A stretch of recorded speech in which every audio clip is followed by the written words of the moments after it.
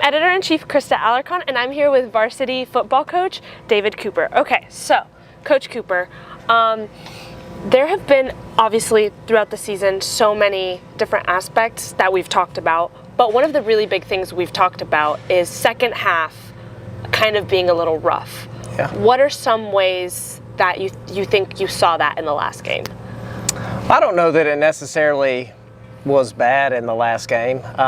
We played a really good team. Let's not put it aside like it was all our fault. I mean, they had really good players, and we went into halftime tied 14-14 with them, and at the end of the day, they just made one more play than us, and we weren't necessarily able to take advantage of any of their mistakes. So.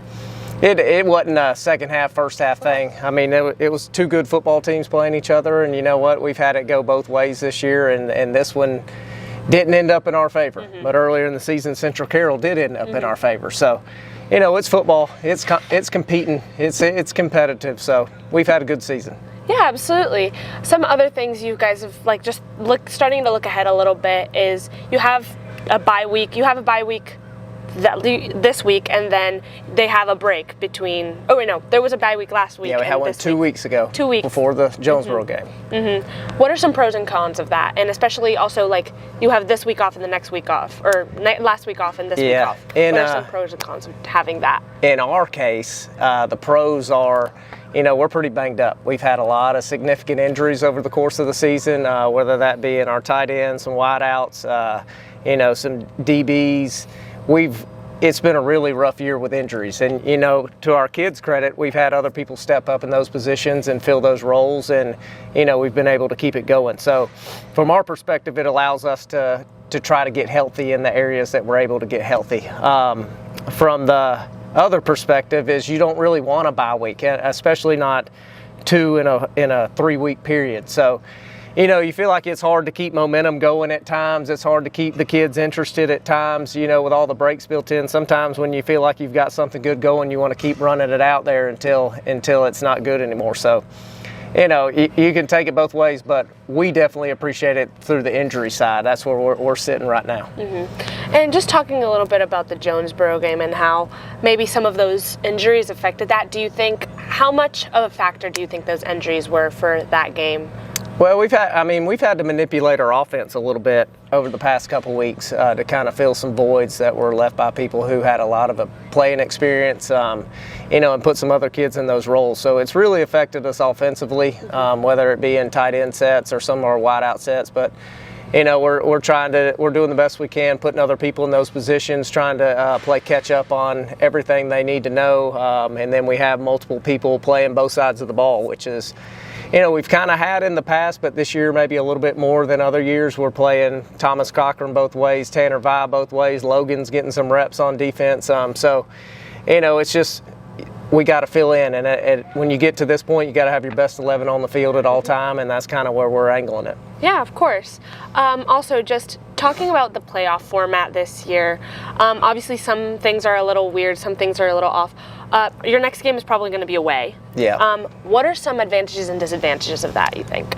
I don't know that obviously I think the school day is easier when you play an away game. But, the advantages of playing home are huge. You want to play in front of your crowd all the time, and you want to have that home field advantage. But, ultimately it's a football game. When we kick off, it really don't matter where we are. We just got to go out and play the same game. Luckily, this one won't be that far away. Lakewood Stadium's not too far up the road, but we've had to do it on the road last year. Central Carroll, we won that game, and then we returned home to be able to play another game. But you want to have home field advantage, but you can't play it that way in the kid's head or the coach's head that things are going to be different just because we're not at our place.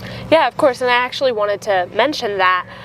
How do you kind of keep that focus, especially when you're going into such a big game, making sure that the focus is still there, even if it's a little further away, even if, all those things? Well, it's a brand new season. So, everybody's 0-0 going into this game right here, and it's win or go home. So that should be enough in itself to keep the kids focused. We really shouldn't be a lot of barking and screaming. Again, we're 9-1. We've had a great season. The kids have been able to focus over the course of the season, and you hope that you'll be able to get that same attention to detail as we head into the playoffs. And one of the things I wanted to ask also is, obviously, leading up to that Jonesboro game, there was a lot of, I guess you could call it hype. Yeah. There was a lot of excitement. There was a lot of different things going into it. How kind of were you able to kind of deal with the pressure and like on the coach's side, like, and kind of help the kids adjust to that pressure that came with the hype? Well, I think most of our coaching staff has coached either here or somewhere else for 10 to 20 years. So, you know, you try to stay calm and relaxed about the situations. Obviously, it was very different playing Halloween night away for a region championship. I mean, in most scenarios, you're 9-0 going into the last game of the year. You pretty much got it wrapped up. In our scenario, we didn't, and we went over there and we ended up being the 3 seed according to all the tiebreakers. But you know, you just gotta, you hope your kids don't get overhyped about a situation. You hope they can control their emotions in those types of games and play their best football, because, you know, when you're playing out of control or trying to do more than you're supposed to do and not playing with your teammates, things don't generally go in your favor. And also, I wanted to ask about just kind of in general, this season has been pretty strong. What do you think some of, like, do you think being undefeated up until that point was an advantage or a disadvantage? Because sometimes you do have to look at it in the lens of, like, has the team been tested enough? Yeah. Do you think that was a factor? Yes and no. I've been on different teams, you know, throughout my career, and a lot of these coaches have too. Sometimes it's not bad to lose one early. You know, it kind of sets the tone, and it gives your kids a little humility and understands what we need to work on and what we're good at and what we're not good at. And then I've been on other teams, you know, here we've been on teams that have started out 1-3 and made the semifinals. And we've had teams that were 10-0 and get knocked out in the first round. So, you know, we can argue all day about what's best. I mean, obviously it's good to be 9-0, 10-0. Your confidence level's through the roof, and you know, but it's also not bad to lose one early and try to refocus what you're trying to do on both sides of the ball.